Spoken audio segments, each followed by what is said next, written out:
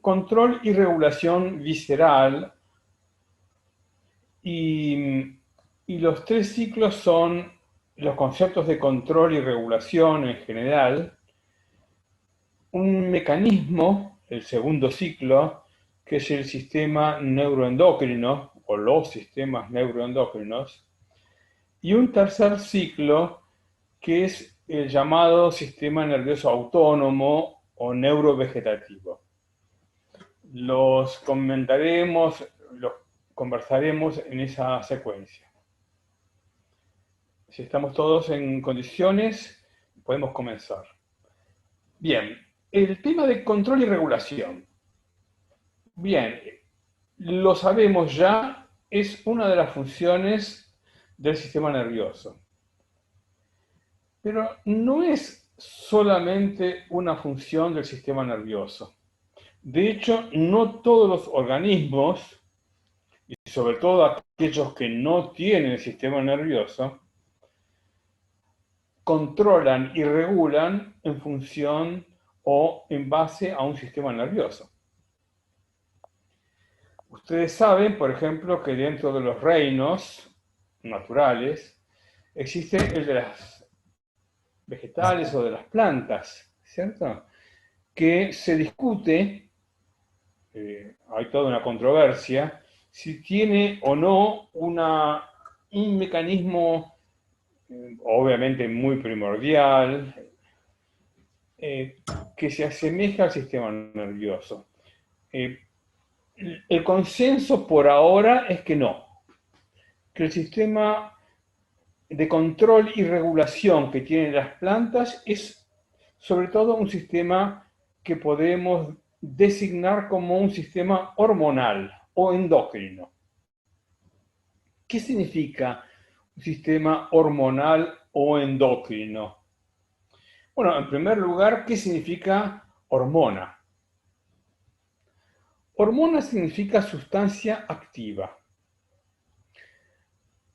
¿Activa en qué sentido? Bien, en el sentido del control y de la regulación. Parece una cosa redundante, pero no. Es una sustancia especial que sirve para entonces activar al conjunto del organismo en la función de regulación y control. ¿Qué significa endocrino? Endocrino es que estas sustancias activas o reguladoras o de control se distribuyen a través de sistemas de circulación, fundamentalmente. Obviamente en las plantas, más allá de las diferencias que tienen con los organismos, hay sistemas de circulación, ¿cierto? Ustedes los deben conocer, ¿cierto? Hay un experimento muy bonito que es cortar en 4 tallos una flor y distribuirlos en tres vasos con distintos colores, y efectivamente cada porción de una flor se coloreará con un distinto color que tenga cada uno de los vasos si tienen estas distintas tinturas. O sea que hay un sistema de circulación. O sea, la circulación, por ejemplo, de la savia, que es lo que se conoce en las plantas, ¿no? De las raíces, ¿cierto? Hasta las hojas, los tallos, las flores, etc. O sea que en los organismos que no son animales existen sistemas de control y regulación que no son el sistema nervioso, que son similares a lo que nosotros podemos decir de lo que es un sistema endocrino en los animales. ¿Qué es un sistema endocrino en los animales? Un sistema endocrino en un animal es un sistema por el cual sustancias activas, esto es, que tienen por función la de controlar y regular, se vierten a la circulación y ejercen su función de control y regulación a través de esta forma de digamos, distribución en el organismo. ¿Cuáles son las diferencias entre un sistema de control y regulación en un vegetal, en un sistema endocrino animal o en un animal que tenga además un sistema nervioso? Antes de eso, sería tal vez prudente decir qué es control y regulación. Por control queremos decir la función de un sistema diferenciado, de un tejido, de un conjunto de órganos en un organismo, que tiene por propósito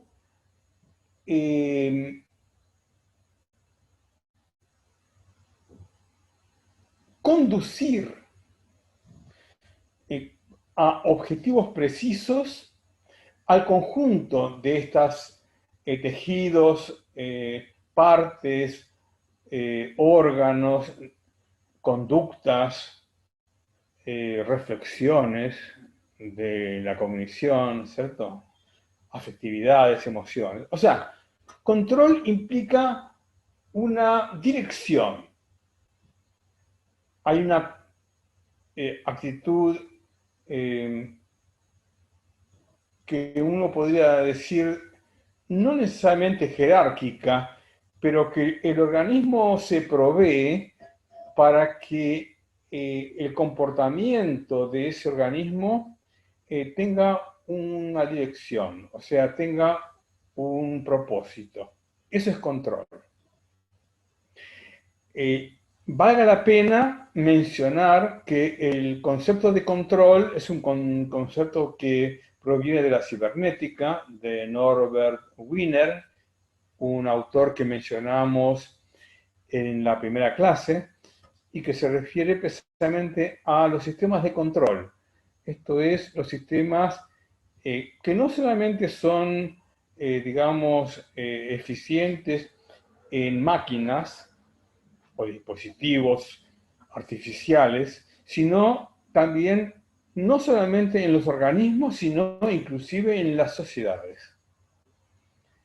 La cibernética ha sido un modelo y lo sigue siendo para lo que son los conceptos de control. ¿Cuáles son los conceptos de regulación?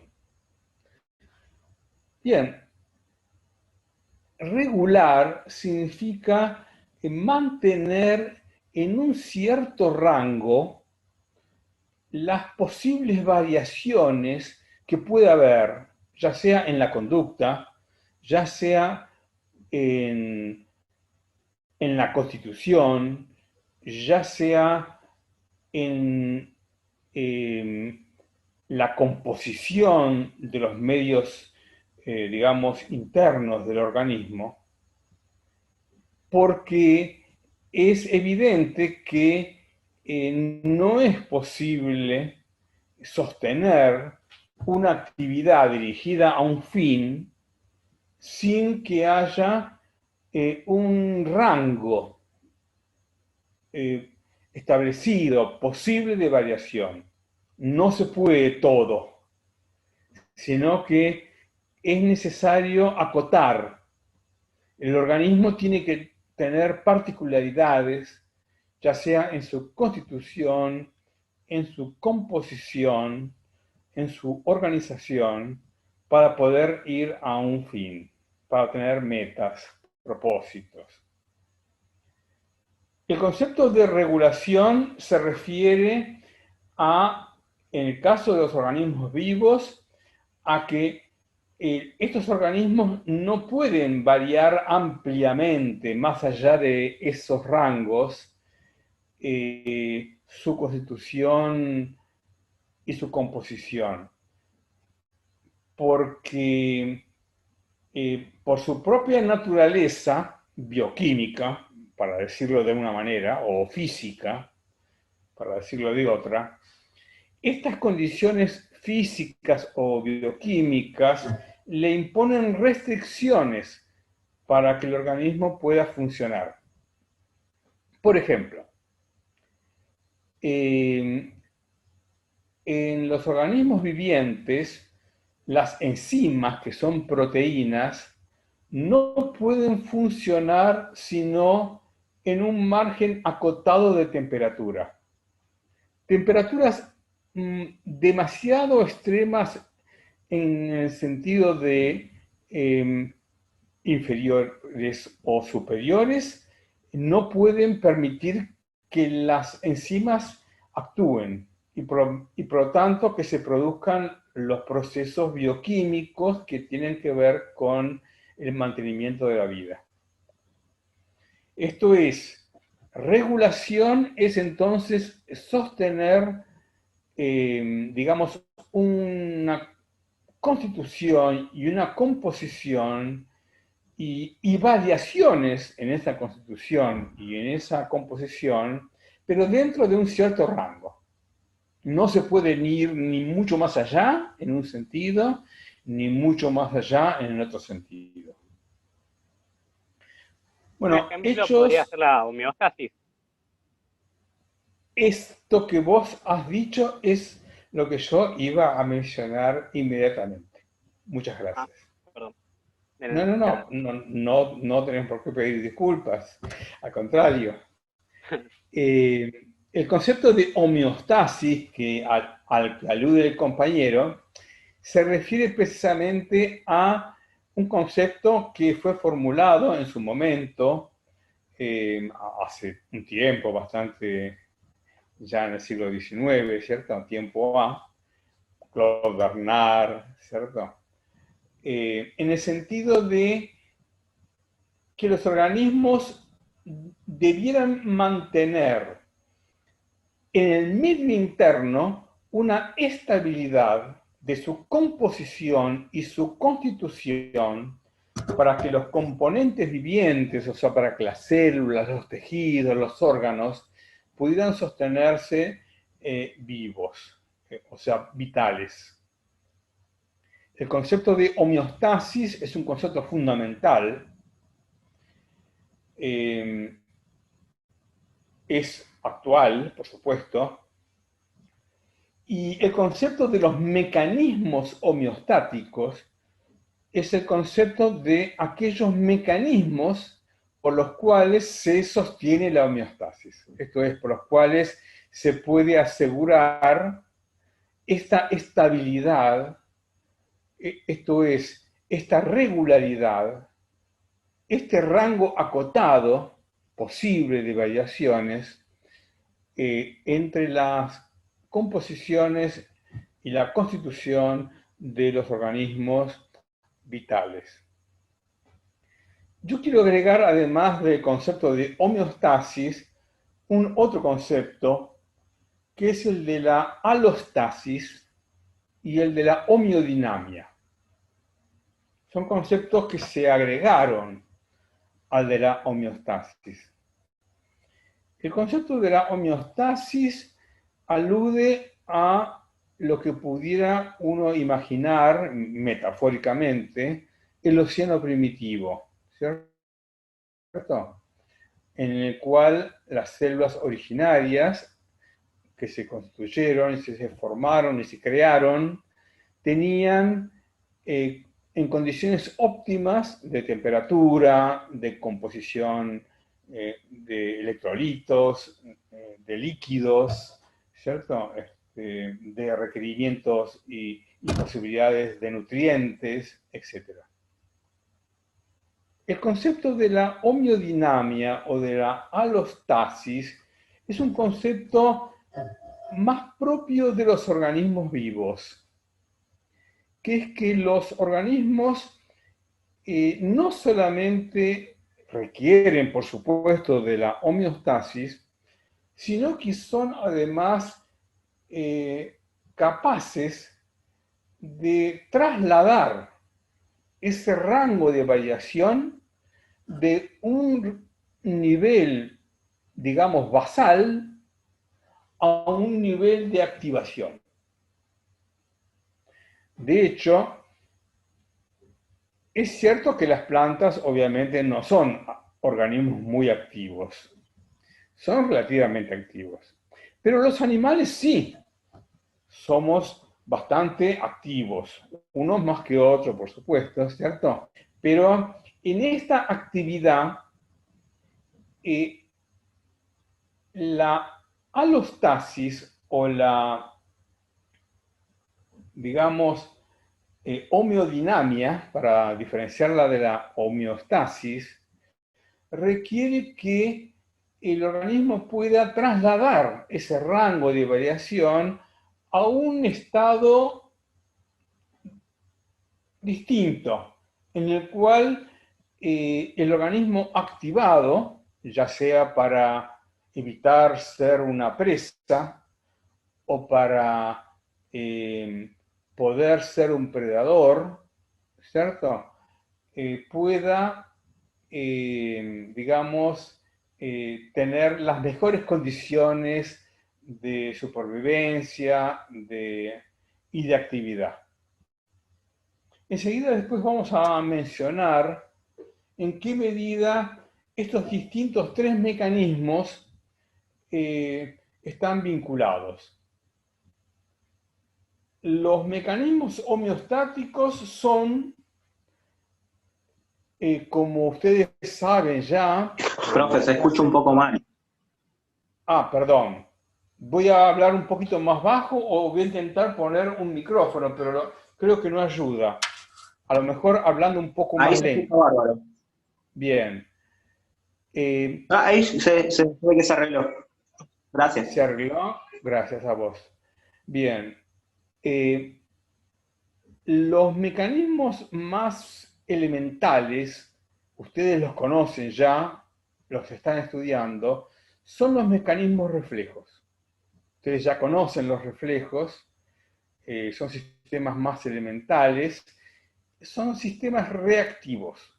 Esto es, sistemas en los cuales hay un sensor, una vía aferente que lleva la información del sensor a un centro reflejo que en función de esa información actúa, una vía eferente por la cual se provee la información al efector y el efector que actúa. Son mecanismos reactivos. Esto es como si fuese, digamos, el dispositivo de llenado de por ejemplo, de una recipiente de agua para un inodoro, por ejemplo. Perdón la alusión o la metáfora, ¿cierto? Es un sistema retroalimentado. En el sistema retroalimentado hay una señal de referencia, no se debe rebalsar, digamos, el contenido del líquido. Hay un sensor, o sea, si está vacío o si está lleno. Hay un dispositivo que lleva información al mecanismo respecto a si se está llenando, si está vaciado. Hay un sistema por el cual se llena o se deja de llenar. Y bien, esos son los sistemas reactivos, que son los sistemas más simples que han existido en los organismos desde los tiempos más remotos. El arco reflejo, no por nada, está como un mecanismo neural, biológico, en los sistemas de control de la médula espinal, que en cierta medida viene a ser una de las formas más rudimentarias de control del sistema nervioso central.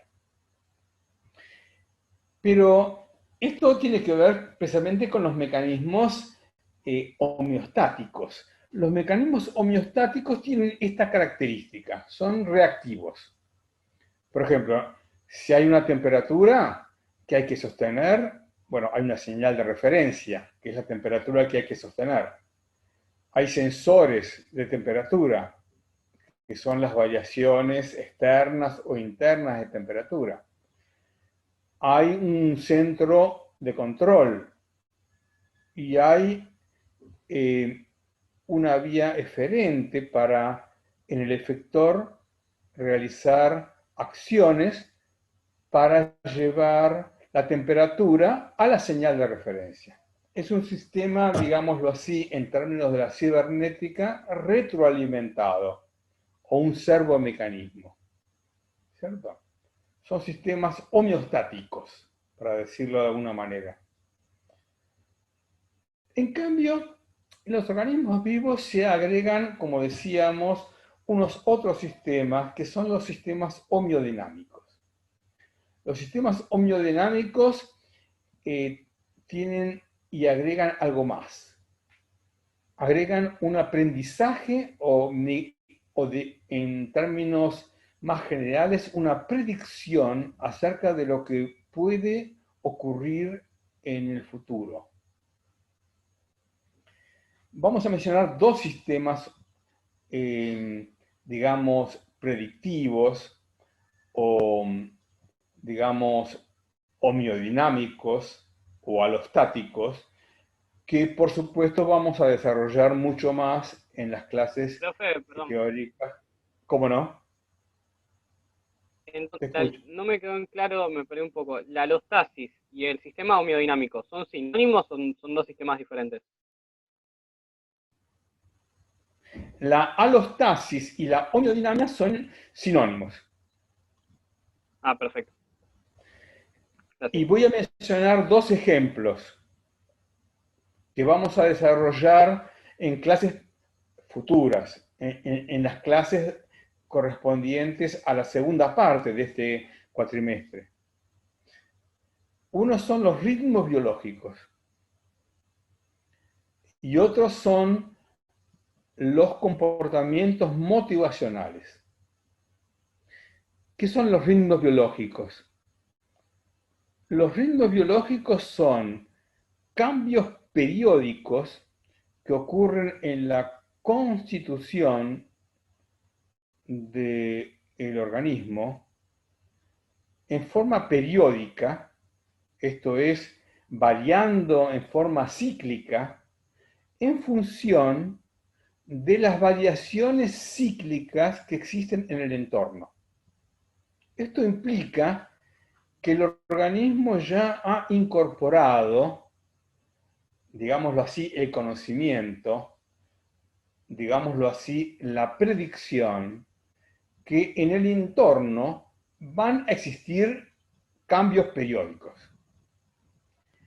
En la naturaleza, ustedes saben que estos cambios periódicos existen.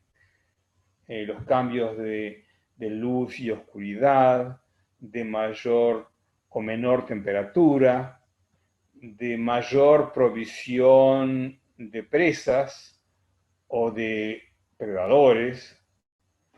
Entonces, los organismos que tienen ritmos biológicos tienen la capacidad de ajustar estos cambios, digamos, internos a las posibilidades y a la realidad de la existencia de cambios externos. Los cambios periódicos en términos de ritmos biológicos, en realidad ya los tienen las plantas. De hecho, si bien las plantas tienen los mecanismos de regulación homeostático a través de un sistema, digamos, como el endocrino, como el fundamental, también tienen esta capacidad de tener ritmos endógenos. De hecho, los ritmos biológicos se demostraron primera y originalmente en una planta. en la famosa mimosa púdica. Profe, Sí, ¿esa es la planta que cuando la rozás se cierra? no, ese es un mecanismo reactivo. La mimosa púdica son esas plantas que abren sus pétalos, por ejemplo, o cambian su actitud de acuerdo a si el ambiente está o no iluminado, ¿cierto? Por ejemplo, eh, hay muchas plantas que abren sus flores, ¿cierto? O modifican su forma, digamos, en función de si es de día o de noche, ¿sí? Se sabe que esas plantas no requieren de la información reactiva, esto es, de la información ambiental, de si es de día o si es de noche. Lo hacen en forma rítmica, como si ya supieran que en determinado momento va a ser de día y en determinado momento va a ser de noche. Estos son los ritmos biológicos, que por supuesto que en los animales están mucho más desarrollados. El segundo sistema alostático o homeodinámico, y que sobre todo es propio de los animales, son los comportamientos motivacionales. Hasta donde yo sé, no existen en las plantas motivaciones, ¿cierto? En cambio, sí en los animales. ¿Qué implica una motivación? Obviamente estamos hablando de motivaciones en términos biológicos, ¿eh? Esto es, motivaciones primarias. Los comportamientos motivacionales son los comportamientos dirigidos a sostener la supervivencia o de la especie o del individuo, ¿cierto? De una manera innata. Son lo que uno podría llamar instintos o pautas de acción, pautas innatas de acción. Nos vamos a quedar en minutos, digamos, concluyendo este primer ciclo. Si quieren ustedes hacer alguna pregunta. Sí, a mí me dio una curiosidad. Dime. Cuando hablaba de las plantas que por ritmo biológico es como si supieran cuándo va a ser de día, cuándo va a ser de noche, me dio una curiosidad de si a una de esas plantas la tenemos de día en este lado del planeta, pero en el mismo día la podemos trasladar casi por teletransportación y hacemos que esté de día en el otro lado del mundo, es decir, nunca le llega la noche. ¿Qué pasa? No. El experimento originario de la mimosa púdica se hizo de la siguiente forma. Obviamente el observador daba cuenta que el cambio de conducta de la planta. Entonces dijo, bueno, ¿es un efecto del ambiente? Entonces la llevó a un espacio donde no hubiera influencias ambientales, o sea, no hubieran cambios de luz, ni de temperatura, ni de sonidos, ni de ningún otro factor que pudiera estar influyendo en esos cambios periódicos de las plantas. Y las plantas conservaron esta conducta periódica, a partir de lo cual este investigador dijo, bueno, no, esto es un ritmo biológico. Hay un reloj biológico en el mecanismo de regulación de la planta que hace que este organismo tan, digamos, especial como es una planta, prediga, ¿cierto? Cuándo va a ser de día y cuándo va a ser de noche. Ahora, por supuesto que hay mecanismos de sincronización. Esa es otra cuestión que veremos especialmente mejor cuando hablemos de ritmos biológicos en particular. porque obviamente conviene que además de que el organismo tenga la posibilidad de estos mecanismos de cambios periódicos, bueno, que estos cambios periódicos tengan relación con el ambiente, con los cambios que hay en el ambiente. Profe, No sé y sí. hacer una comparación entre el sistema o el reino vegetal y el animal. ¿Entendí bien? El reino vegetal tiene solamente sistema endocrino y no tiene, obviamente, sistema nervioso. En cambio, el animal tiene los dos, Exacto, ¿no? exacto, exacto. Perfecto. Y en el próximo ciclo vamos a hablar precisamente de esto que tienen los animales, que es el sistema neuroendocrino. En la medida que los animales, no todos por supuesto, pero los más avanzados, desarrollados, modernos, tienen un sistema nervioso, el sistema endocrino, que sigue existiendo en los organismos, bueno, le queda subordinado.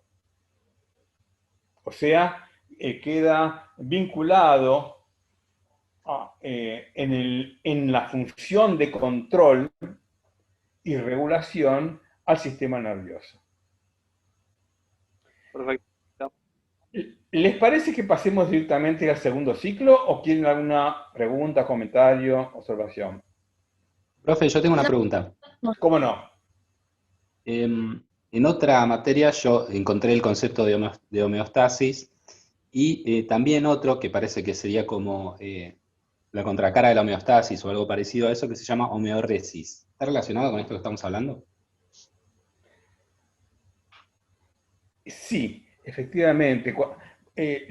Las palabras a veces, por la abundancia, ¿cierto?, enriquecen o confunden.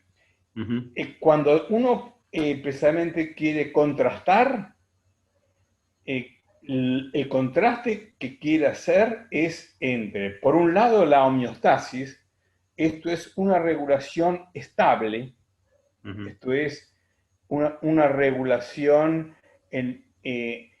símil a lo que puede ser un estado estacionario, el que pudo haber ocurrido en una condición primitiva de un océano, digamos, de formación, de constitución de los organismos vivos, y por homeoresis, alostasis, homeodinamia, todos los cambios posibles, todos los mecanismos y posibilidades de variaciones por los cuales pueden existir de ese estado basal de homeostasis, cambios a otros estados, que pueden ser periódicos, como en el caso de los ritmos biológicos, o pueden ser transitorios, como en el caso de los comportamientos motivacionales. Ok. ¿Les parece de pasar al próximo ciclo? Sí, profe. Sí. Sí, profe. Vayamos.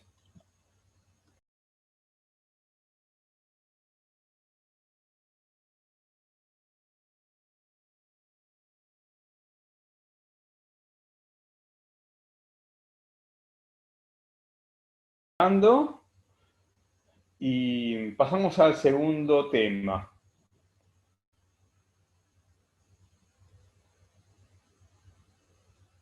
Bien, el segundo tema es el tema de lo que es el sistema neuroendocrino. Y esto es, habíamos hablado recién que el sistema endocrino tiene por función el control y la regulación del organismo, por ejemplo en las plantas. En el caso de los organismos animales, hay algunas similitudes entre el sistema endocrino y el sistema nervioso. Y hay algunas diferencias. Y en tercer lugar, hay unas vinculaciones. ¿Cuáles son las similitudes? Bueno, la primera similitud es que la función de control y regulación es, en el caso del sistema neuroendocrino, la misma, ¿no? La de asegurar, bien, que las funciones se dirijan a metas y objetivos precisos en el organismo, de todos los órganos, tejidos y funciones.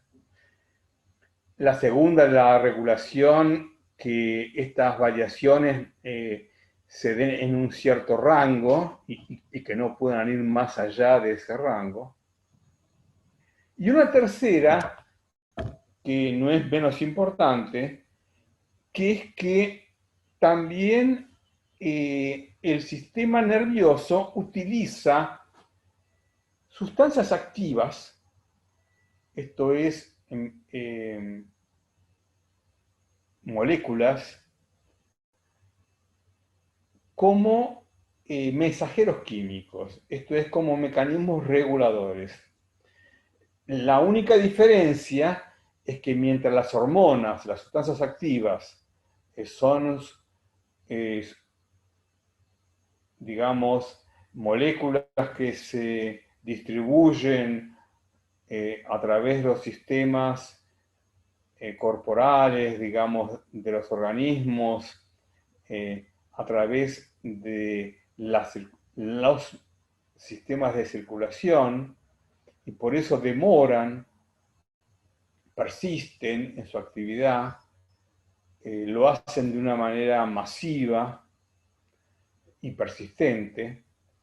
El sistema nervioso utiliza también estas moléculas químicas como, digamos, sustancias activas, esto es, reguladoras de control, pero de una manera instantánea, precisa y transitoria. El sistema nervioso es un sistema que en los organismos es mucho más refinado, digámoslo así, que un sistema endocrino.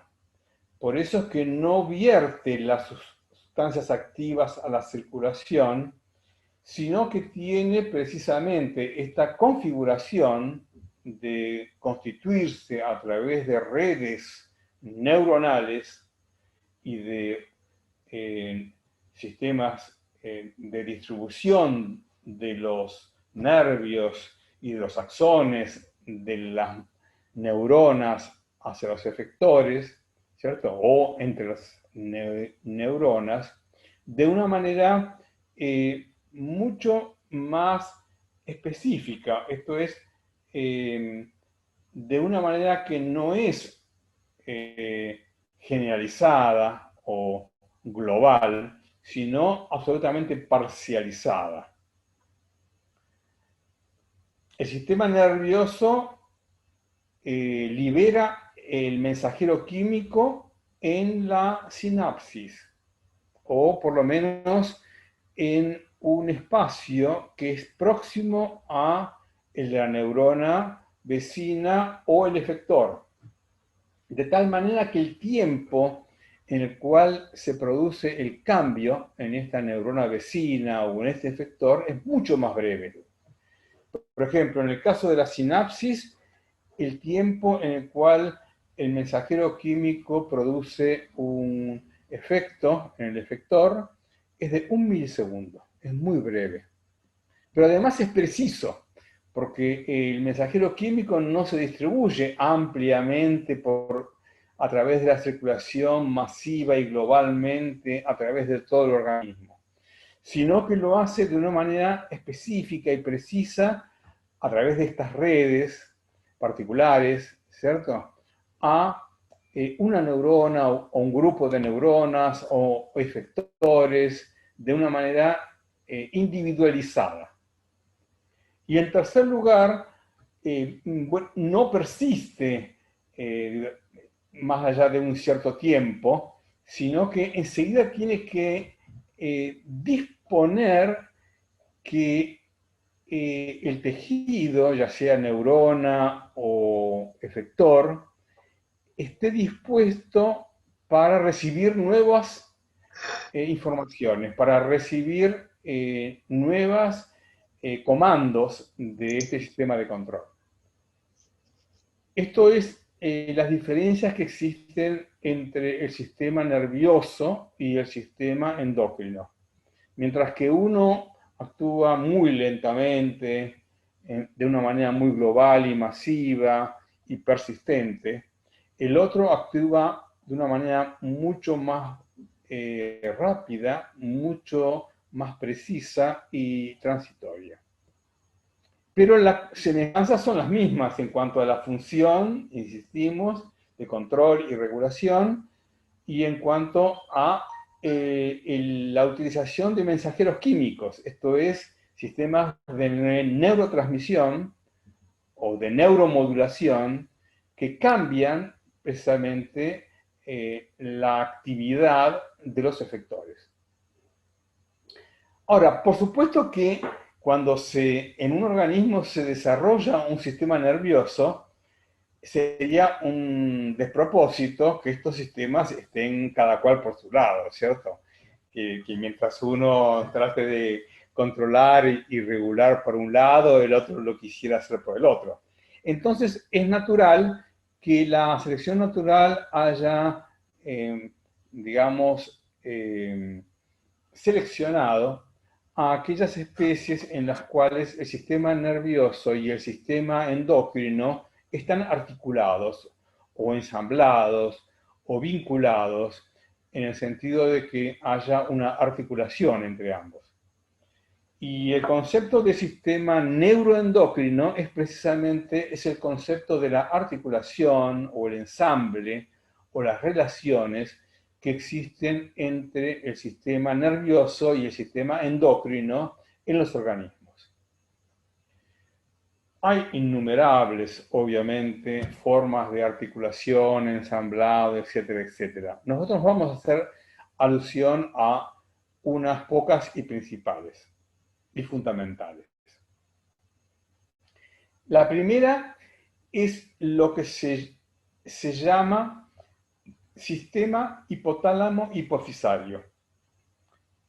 Y ya que estamos con el hipotálamo, vamos a hacer alusión a un término y a un concepto general que nos va a servir de mucho de aquí en más. Por supuesto que el organismo en su completitud, ¿cierto? En su organización completa, tiene todas las posibilidades y las máximas capacidades, habilidades y flexibilidad. Pero si un organismo por lo menos conserva la integridad funcional del hipotálamo, o sea, si ha perdido otras estructuras más rostrales, como son los hemisferios cerebrales, ¿cierto? O estructuras subcorticales en los hemisferios, pero que mantiene en el diencéfalo esta estructura fundamental que es el hipotálamo, más allá de su tamaño. Bien, este organismo, por ejemplo, en un estado de convalecencia, como puede ser una situación de cuidados intensivos, bueno, es capaz de asegurar una vida autónoma, porque todos los mecanismos de control y regulación están aunados, esto es, integrados en esta estructura tan pequeña como es el sistema hipotalámico o los mecanismos hipotalámicos. De hecho, cuando hablamos en las primeras clases acerca de los fenómenos de continuidad y de variación que existen entre los organismos, dijimos que hay muchos mecanismos que han continuado a lo largo de todas las especies y que se conservan inclusive en los seres humanos. Bueno, estos sistemas son aquellos que se han mostrado eficaces, eficientes. Si un sistema como el sistema de regulación corporal y de control, como es el sistema hipotalámico, se ha mostrado a lo largo de la evolución como un sistema eficaz y eficiente, bueno, ¿para qué cambiarlo?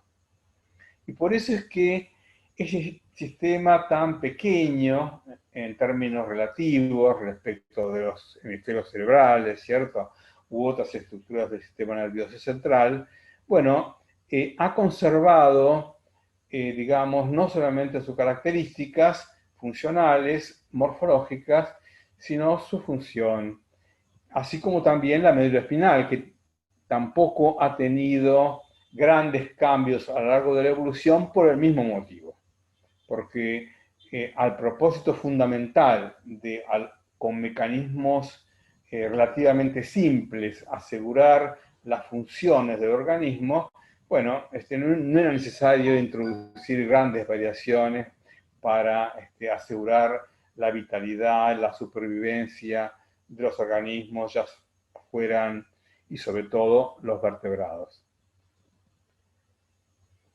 Y bueno, por eso es que no hay ninguna duda, o por lo menos no es curioso que el sistema de integración, o uno de los sistemas fundamentales de integración entre el sistema nervioso y hormonal, sea el sistema vinculado al hipotálamo. Y vinculado al hipotálamo hay una glándula que le está muy próxima en la anatomía, que es la hipófisis. La hipófisis es una estructura que está muy próxima, como decía, al hipotálamo, está en una posición inferior respecto al hipotálamo, y que tiene dos divisiones. Una anterior, llamada adenohipófisis, o lóbulo anterior de la hipófisis, y otra posterior llamada neurohipófisis. Hay distinciones entre ambas partes o divisiones de la hipófisis de distinta naturaleza, mientras que la hipófisis es una digamos, glándula secretora propiamente dicha, en todos los sentidos, la neurohipófisis es una estructura neuroendocrina, esto es que tiene en parte componentes neurales y en parte componentes de glándula secretora. Dicho de otra manera, el lóbulo anterior de la hipófisis se conecta con el hipotálamo a través de un sistema de circulación local muy pequeño, digamos en términos de tamaño, que se llama sistema porta. Sistema porta porque transporta precisamente unas hormonas que libera el hipotálamo, que son denominadas factores de liberación. Factores de liberación ¿de qué? Factores de liberación de las hormonas que va a liberar a la sangre la adenohipófisis. Esto es el lóbulo anterior de la hipófisis.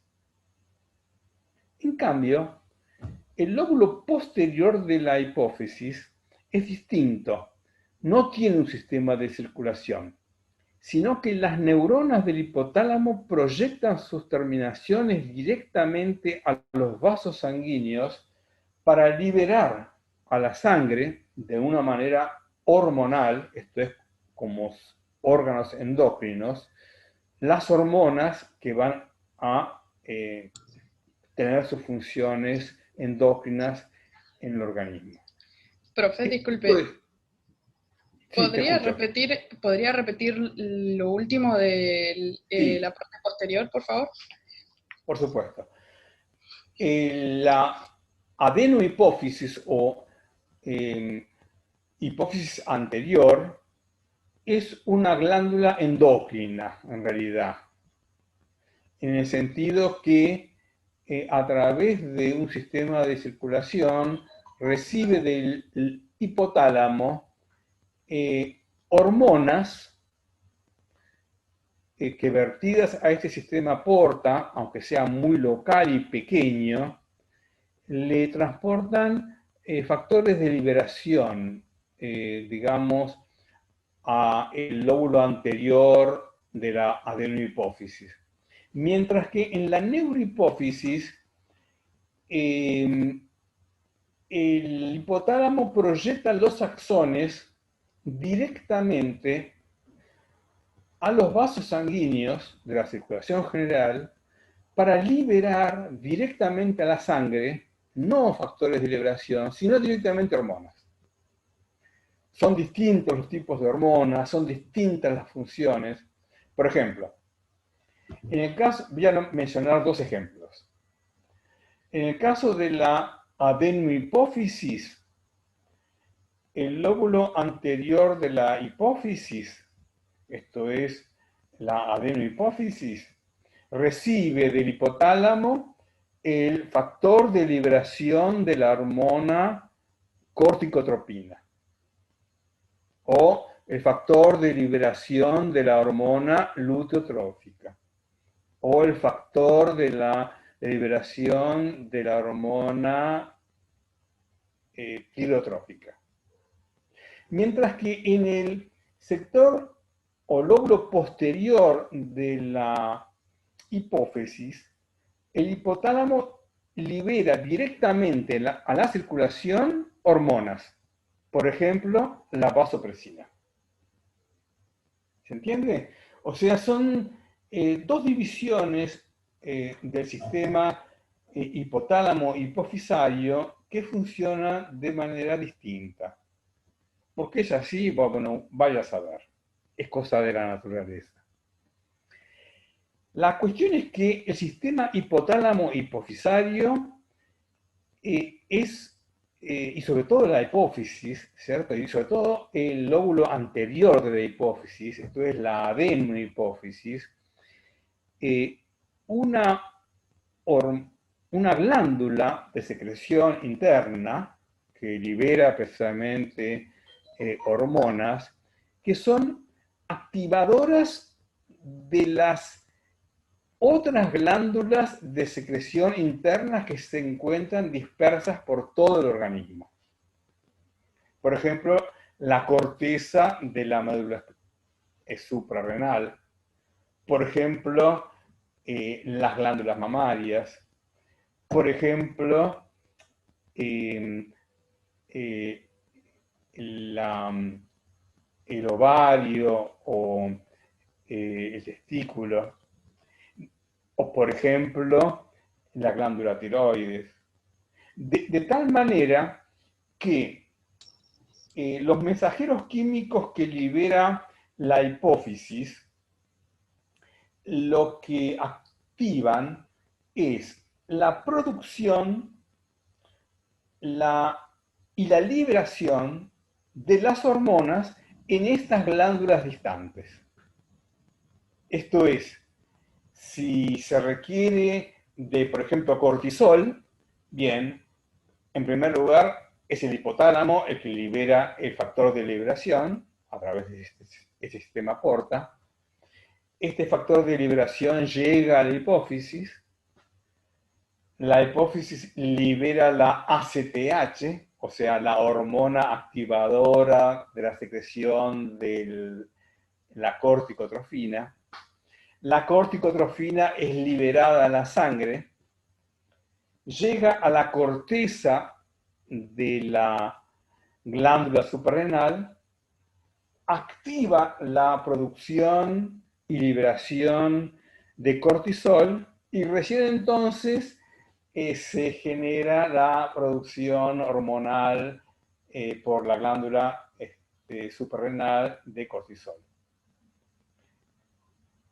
Y dicho de esta manera, con todos los otros sistemas hormonales del sistema hipotálamo hipofisario. Y un aspecto interesante que ustedes van a ver en los esquemas y figuras que he agregado a la carpeta de la clase de hoy, es que estas hormonas del sistema hipotálamo hipofisario no solamente actúan sobre las glándulas para que éstas activen la producción de hormonas y activen la liberación de hormonas, sino que además este sistema hipotálamo hipofisario recibe los niveles de secreción hormonal de tal manera de mantenerlos en los niveles adecuados y convenientes y apropiados de secreción hormonal. Esto es, de una manera realimentada, pero en esta manera realimentada es a través de la circulación sanguínea, los niveles hormonales, por ejemplo, de la hormona, por ejemplo, cortisol, acceden a la hipófisis, no solamente a la glándula, digamos, suprarrenal, sino inclusive a la hipófisis, e inclusive al hipotálamo, e inclusive a estructuras que todavía están más rostrales en el hipotálamo, ¿cierto? Para sostener una liberación que no sea ni excesiva ni insuficiente. Porque si fuese excesiva, produciría un síndrome de hiperactividad, digamos, hormonal, y si fuera deficiente, produciría un síndrome o condición de insuficiencia hormonal. O sea que hay sistemas de regulación. Y hay un tema que viene de suyo para mencionar aquí, que es que en la clase anterior nosotros mencionábamos que el sistema nervioso tenía una barrera hematoencefálica. ¿Se acuerdan? Bueno, esto es así, por supuesto, y desde ya, pero esta barrera hematoencefálica existe, pero no en las proximidades de estas estructuras como son el hipotálamo y la hipófisis y otros órganos vecinos del sistema nervioso. Lo que se ha dado en llamar órganos circunventriculares, esto es, circunventriculares significa próximos al ventrículo, al sistema ventricular, y sobre todo próximos a estas áreas ventriculares donde se encuentra el hipotálamo, ¿cierto? No tienen barrera hematoencefálica porque el propósito de no tenerla es que las hormonas que están circulando por la sangre les lleguen para poder indicar cuáles son los niveles, digamos, de secreción interna que existen por las glándulas del organismo. De tal manera que este sistema de regulación y de control de las hormonas se mantenga también dentro de un cierto rango. ¿Alguna pregunta hasta aquí? Profe, no entendí la relación que hay entre la barrera hematoencefálica y... ¿cómo es? Bien, perfecto. Sí. ¿Cómo no? Por ejemplo, ustedes van a ver en los esquemas y figuras que se han incluido en la carpeta de la clase de hoy que así como hay unas líneas o flechas en el sentido de la acción reguladora y de control del hipotálamo y de la hipófisis sobre las glándulas, ¿cierto? Para que éstas produzcan y liberen hormonas, hay otras líneas, eventualmente como punteadas, ¿cierto? Que vuelven hacia el hipotálamo y la hipófisis para indicar a estas estructuras qué grado de secreción existe, por ejemplo, de cortisol o de hormona masculina o de hormona femenina o de la hormona tirostrofina, ¿cierto? ¿Por qué esto es así? Bueno, precisamente para que el hipotálamo y la hipófisis mantengan de una manera relativamente estable y controlada y dentro de cierto rango y por tanto regulada este sistema de control y regulación hormonal. Ahora, como hay algunas hormonas que son proteínas, esos son o esteroides, ¿cierto? Que requieren, digamos, facilidades para atravesar la barrera hematoencefálica, directamente estas estructuras, como es el hipotálamo o la hipófisis u otras estructuras que están vinculadas a la regulación neuroendocrina, no tienen barrera hematoencefálica. Precisamente para facilitar a las hormonas que éstas le indiquen a estas estructuras que efectivamente la regulación es la que corresponde, que no hay un exceso o que no hay un defecto. ¿Se entiende lo que quise decir? Sí, profe, perfecto. Sí, Gracias. profe. Perfecto. Bueno, el sistema entonces neuroendocrino es, entre otras cosas, este sistema entonces hipotálamo hipofisario, pero no solamente es eso. La relación neuroendocrina implica además otras relaciones, y es que el sistema nervioso sea también sensible a las influencias hormonales. O sea, hay una integración entre el sistema nervioso y el sistema endocrino, de manera que no solamente el sistema, digamos, nervioso comanda al sistema endocrino de una manera jerárquica, sino que además el sistema nervioso se dispone para ser regulado de una manera etárquica, utilicemos esas palabras, digamos, raras que tiene el vocabulario, se dispone para aceptar las influencias del sistema endocrino. De hecho, las hormonas actúan sobre el sistema nervioso y lo hacen de muchas y diversas maneras.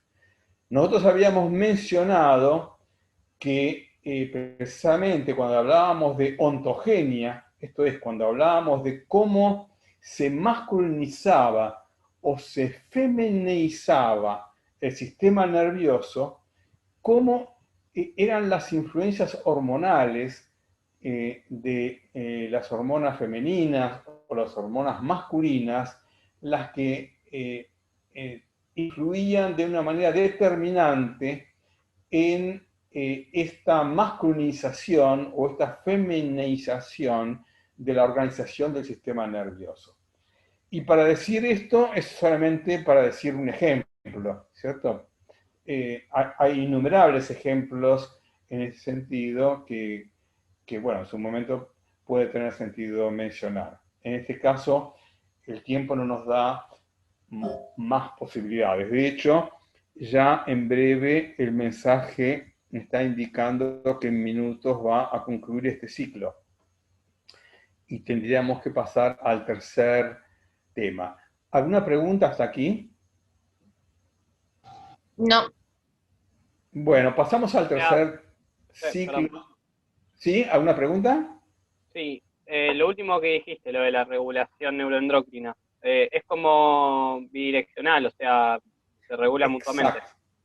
Exacto, interaccionan, o sea, hay receptores en las neuronas a las hormonas de tal manera que éstas reaccionan a los niveles hormonales de tal manera que se adapten a los niveles hormonales, ya sea para constituirse en circuitos especiales o para funcionar en condiciones particulares a los comandos endócrinos, ¿cierto? Ya sea esto, por ejemplo, de las hormonas sexuales. De hecho, en algunos animales, digamos, la incentivación de la conducta sexual no es el caso de los humanos, pero por ejemplo sí es el caso de, por ejemplo, roedores. Las hormonas sexuales inducen la iniciación de las llamadas conductas proceptivas, ¿cierto? En el sentido de que promueven el acercamiento y la cópula para la reproducción, así como otras conductas vinculadas a la reproducción, como es el de la, por ejemplo, el de la anidación, esto es la construcción del nido, o el cuidado de la cría.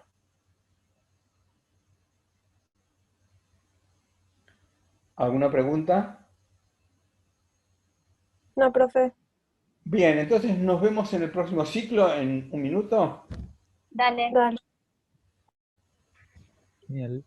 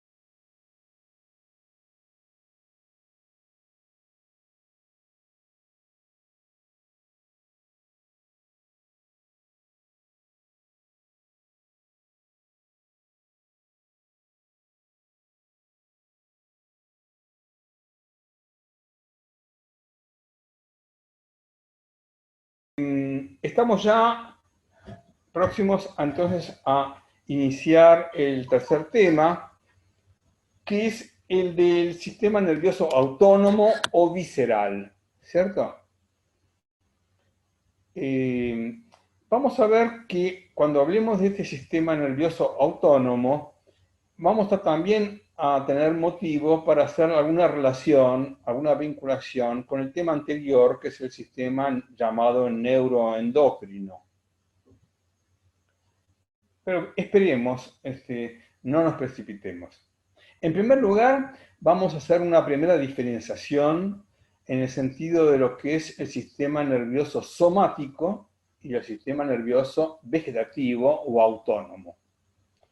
El sistema nervioso somático es el sistema nervioso que obviamente actúa sobre el músculo estriado o esquelético y por lo tanto es el que es más visible en términos de en qué medida el sistema nervioso controla la conducta activa, ¿cierto? En términos de movimientos, acciones, palabras, expresiones faciales, etc.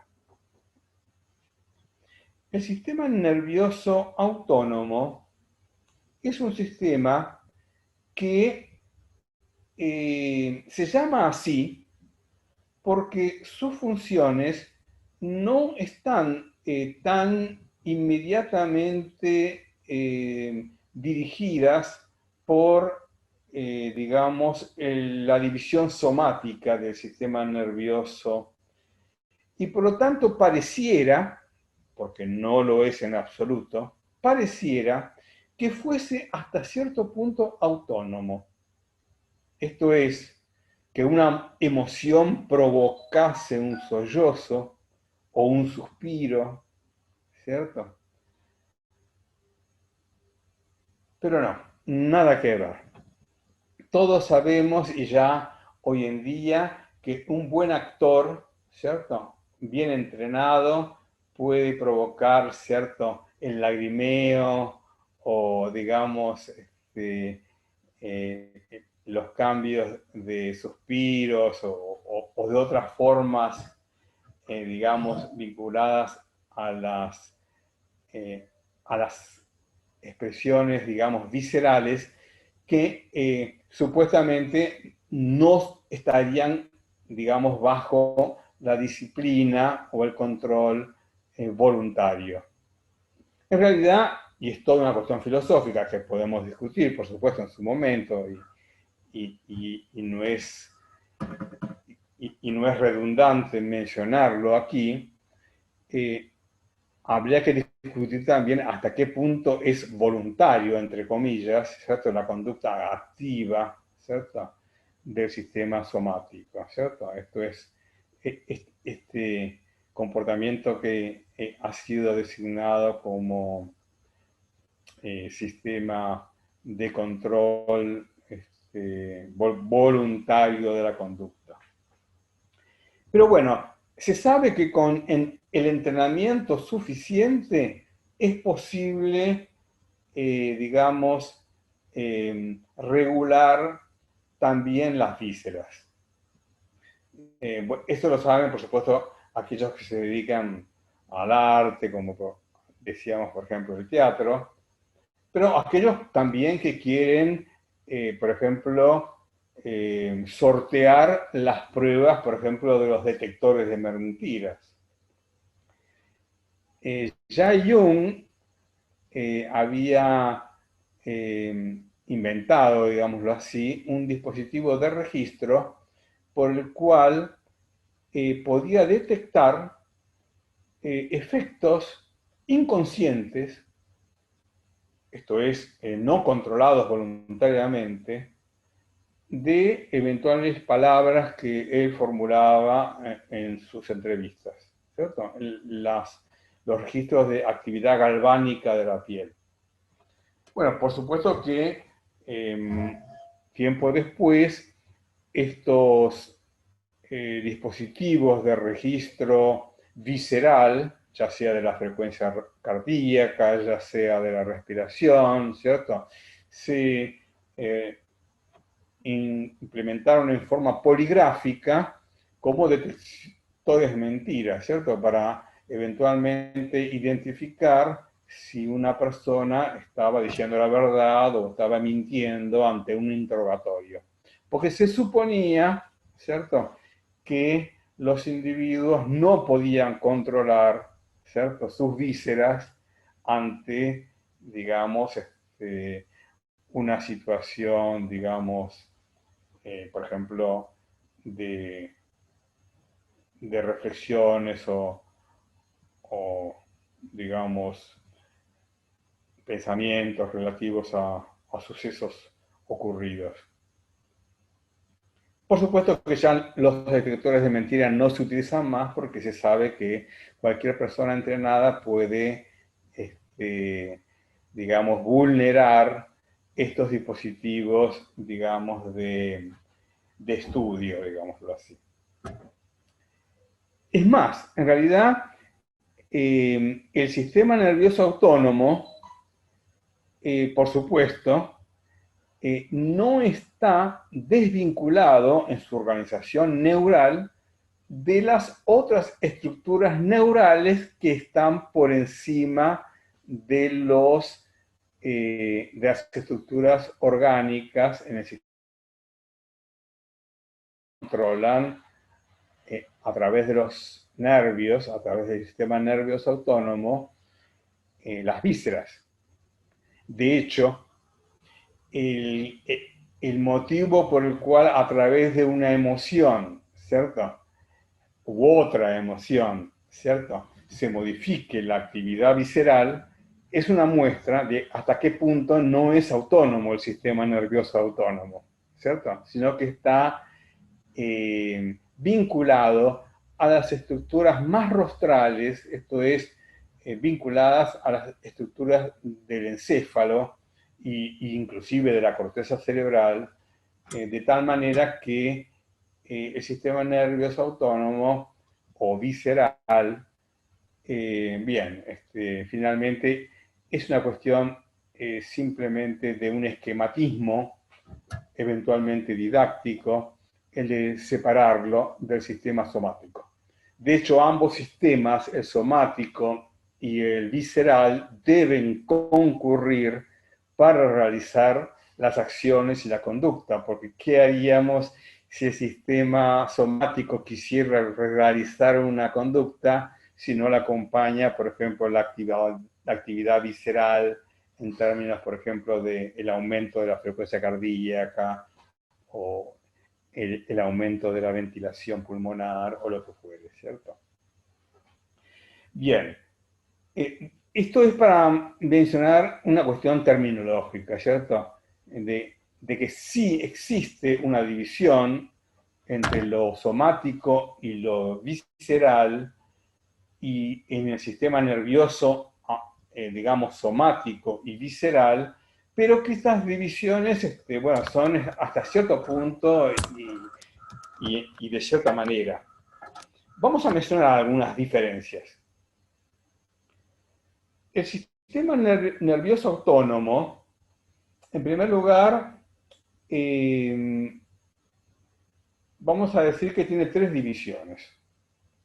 Una es la simpática, otra es la parasimpática y otra es la neuroentérica, ¿cierto? O sea, la que está especialmente vinculada al control del sistema digestivo y las órganos y las glándulas y las vísceras vinculadas al sistema de la digestión.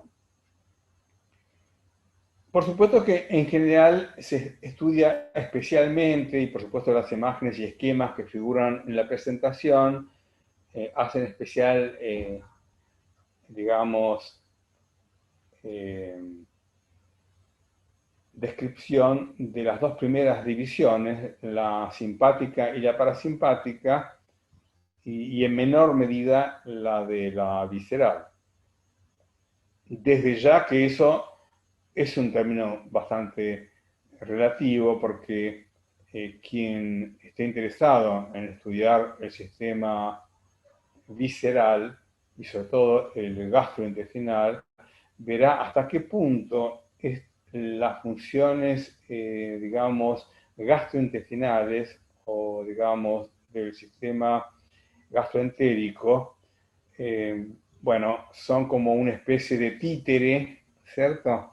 De las vicisitudes que ocurren a nivel de la subjetividad o del inconsciente, ¿cierto? De las personas, ¿cierto? Eh, el vínculo que existe entre, entre las actividades, digamos, nerviosas encefálicas y del tubo digestivo, bueno, son innumerables y muy expresivas. Pero vayamos a las dos divisiones que subrayamos como principales en la descripción: la simpática y la parasimpática. En primer lugar, vamos a hacer una alusión a algunas particularidades en la anatomía, esto es, en la distribución de estos sistemas, no solamente entre sí, sino además con el sistema somático. Estos sistemas simpático y parasimpático funcionan, por supuesto que funcionan también, como lo acabamos de mencionar, tanto en forma homeostática como alostática, ¿cierto? Esto es en forma reactiva a través de reflejos, como en forma de los ritmos circadianos o las variaciones emocionales o motivacionales que están vinculadas a los comportamientos motivacionales. Pero bueno, vayamos a lo más elemental, a lo más sencillo, que son los sistemas o mecanismos reflejos. Ustedes saben que en el caso del sistema somático o músculo esquelético, bien, en la asta anterior de la médula espinal se encuentra la motoneurona somática, o la que inerva al músculo estriado, ¿sí? Bueno, una primera diferencia es que mientras que esto es así para el sistema somático, esto es que la motoneurona efectora se encuentra en el asta anterior de la médula espinal, para el sistema, digamos, autonómico o neurovegetativo, la neurona que se encuentra en la médula espinal o en los equivalentes craneales, ¿cierto? De los nervios motores o viscerales en el tronco cerebral, no se encuentra en el asta anterior, sino que se encuentran un poco por detrás, en un asta. La palabra asta implica algo así como una saliente o cuerno, en un asta que se ha dado en llamar intermedio lateral. O sea que mientras en el sistema nervioso somático, esto es músculo esquelético, la neurona motora se encuentra en el asta anterior, en el sistema autonómico o visceral se encuentra en el asta intermedio lateral, que es un asta que queda un poco por detrás del asta anterior de la médula. Ambas proyectan sus axones, por supuesto, hacia los nervios efectores, ¿cierto? Hacia los nervios raquídeos, y para proyectarse hacia, a través del sistema nervioso periférico, hacia bueno, los tejidos, los órganos, ya sea el músculo esquelético, las vísceras, etc. Primera diferencia, entonces, la ubicación de las neuronas motoras. La segunda diferencia es la siguiente. En el sistema somático o músculo esquelético, la neurona motora proyecta directamente su acción sobre la fibra neuromuscular. Esto es sobre la fibra estriada o de músculo estriado o músculo esquelética. En el caso del sistema nervioso autónomo, no es así, sino que existe una neurona que sí se encuentra en la médula espinal, como decíamos, en el haz intermedio lateral, pero que proyecta su axón no directamente a las vísceras, sino indirectamente. En primer lugar, hace una estación en unos ganglios, que se llaman precisamente ganglios autonómicos. Y por eso esa primera neurona, que se encuentra en la médula, por ejemplo, en el asta intermedio lateral, se llama preganglionar. Mientras que la segunda neurona, que se encuentra en el ganglio, y esa sí va a contactar con las vísceras, ¿cierto? Se llama posganglionar. O sea que hay una diferencia entre el sistema somático y el autonómico o visceral. ¿Hasta aquí hay alguna duda? Sí, una pregunta. ¿Cómo se llaman los ganglios? Ganglios autonómicos. Del sistema nervioso autónomo. Gracias. Porque obviamente el sistema nervioso somático no tiene. Lo que sí tiene el sistema nervioso somático son los ganglios de las raíces posteriores de la médula, que son los ganglios donde se alojan las neuronas sensitivas, ¿cierto? Pero esos son otro tipo de ganglios. No son los ganglios efectores, que son, en el caso del sistema nervioso autónomo, los ganglios, digamos, autonómicos o neurovegetativos. ¿Sí?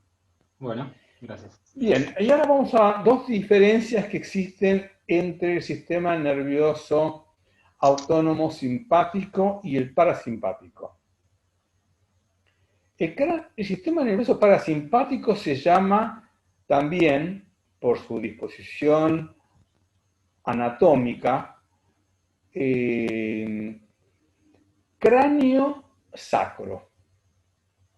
Mientras que el sistema nervioso simpático se lo llama tóraco lumbar. ¿Por qué es esto así? Bien, enseguida lo vemos. El hecho es que las neuronas preganglionares del sistema nervioso parasimpático se encuentran arriba en el tronco cerebral, en las neuronas, digamos, que se encuentran en los núcleos motores viscerales de los nervios craneales, y por eso cráneo, o abajo, en los niveles sacro de la médula espinal, en el eje intermedio lateral de las neuronas preganglionares de los niveles sacros de la médula. Mientras que el sistema nervioso simpático presenta las neuronas preganglionares en la porción que está entre unos y otros, o sea, en la porción intermedia, entre los segmentos torácicos y lumbares de la médula espinal. Es algo así como que la ubicación de la neurona preganglionar del sistema parasimpático es distinta a la del sistema simpático, en el sentido que mientras una tiene su neurona preganglionar en los niveles cráneo y sacro, la otra, la del sistema simpático, tiene sus neuronas preganglionares en los niveles tórax, o sea, que corresponden a los segmentos torácicos y lumbares.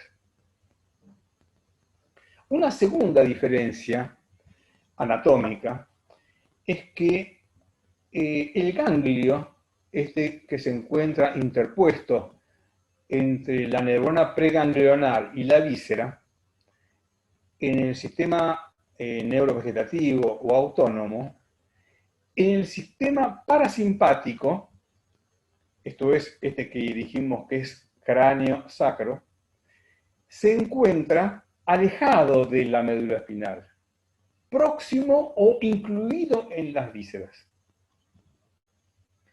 Mientras que en el sistema simpático, este ganglio que se encuentra interpuesto entre la neurona preganglionar y las vísceras, donde se encuentra la neurona postganglionar, se encuentra próximo a la médula espinal en una cadena de ganglios que por su disposición y por su proximidad a la médula se la ha llamado cadena paravertebral o ganglios simpáticos paravertebrales.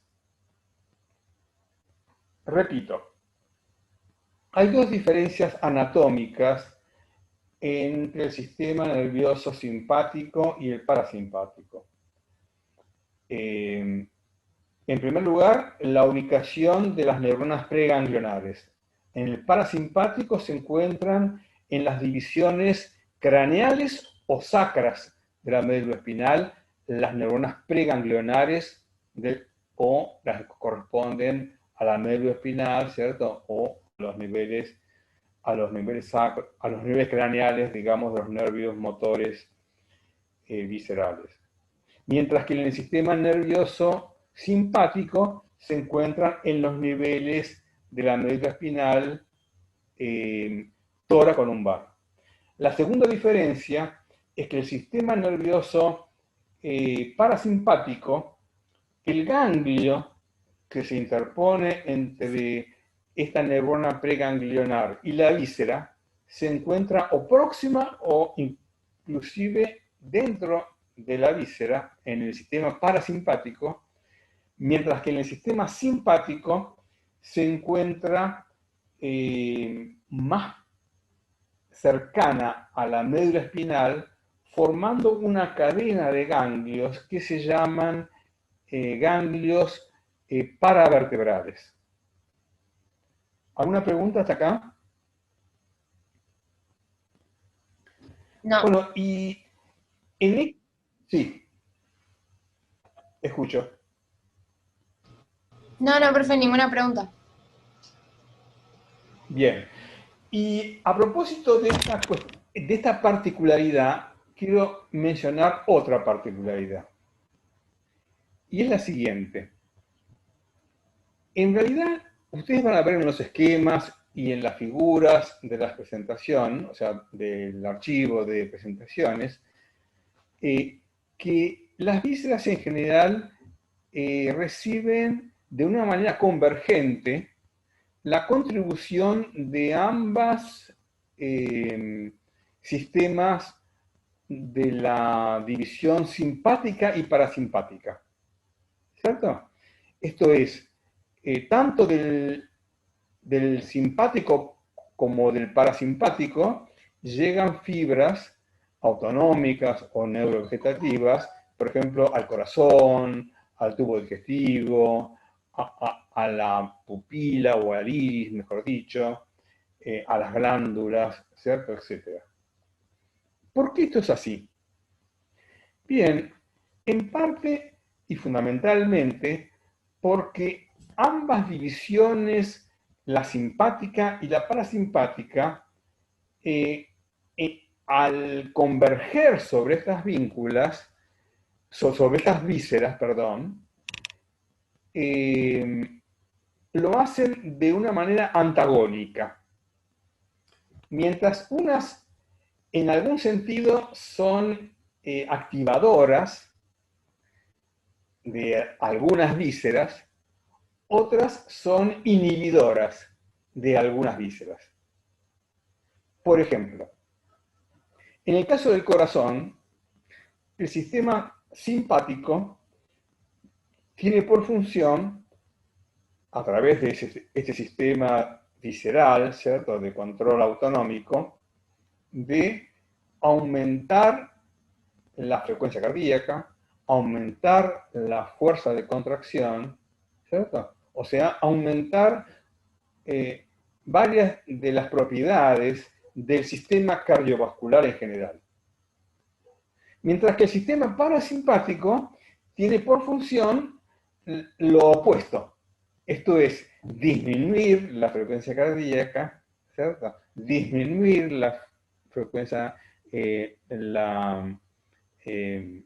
digamos, contracción ventricular, etc.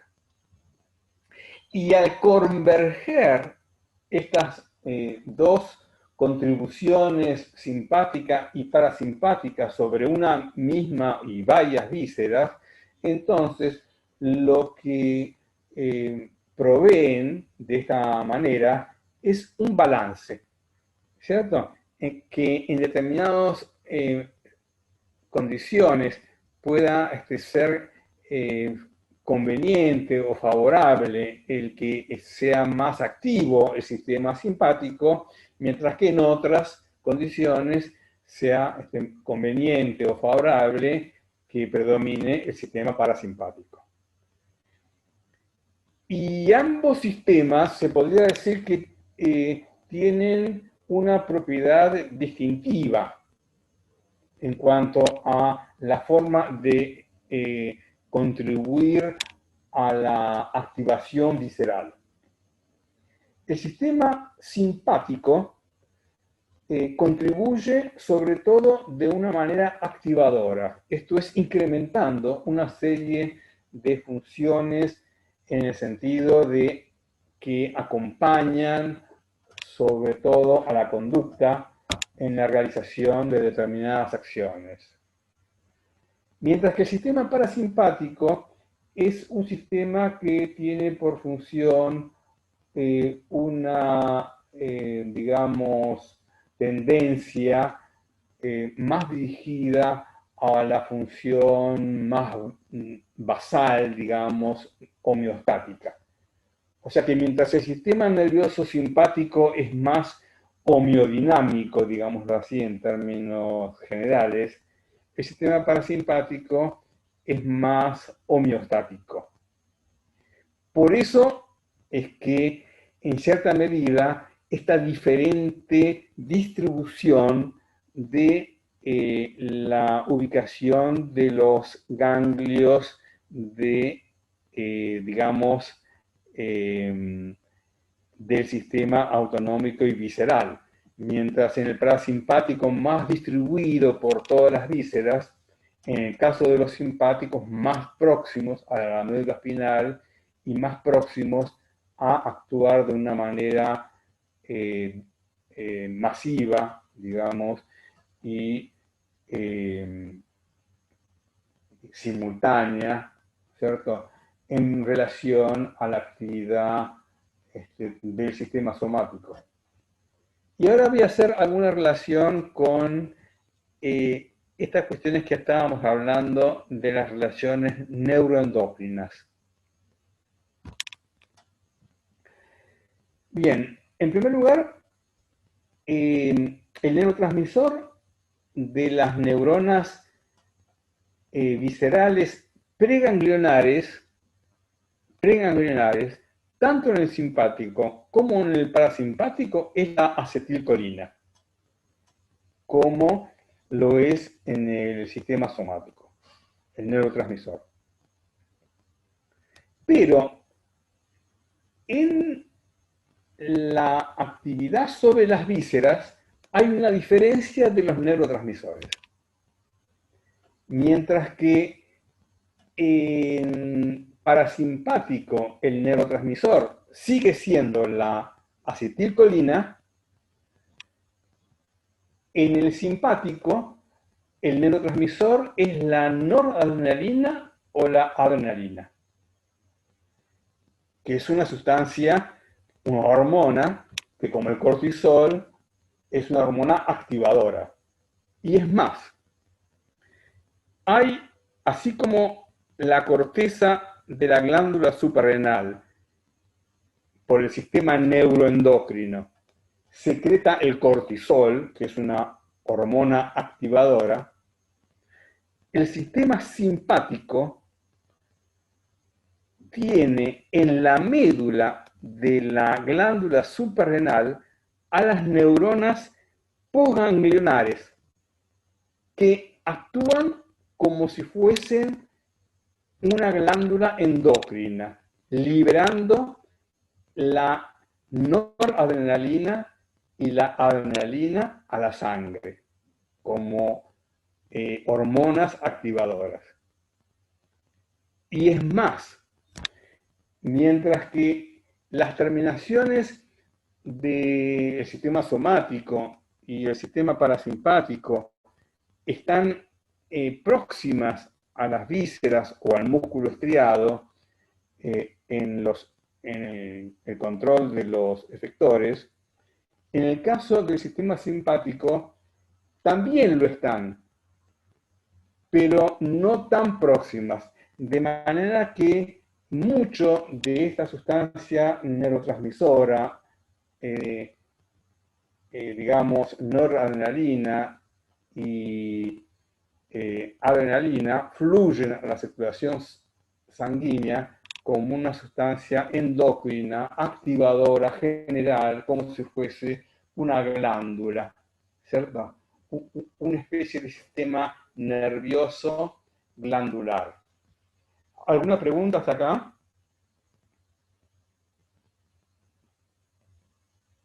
Bueno, estamos ya en los últimos minutos de este tercer ciclo. Si no hay preguntas, entonces nos despedimos y nos encontramos la próxima semana. Dale, profe. Dale. Bueno, que tengan mucha suerte y muchos éxitos. Y buena Gracias, semana profe. y Gracias. primavera. Igualmente. Profe. Gracias, profe. Buena semana.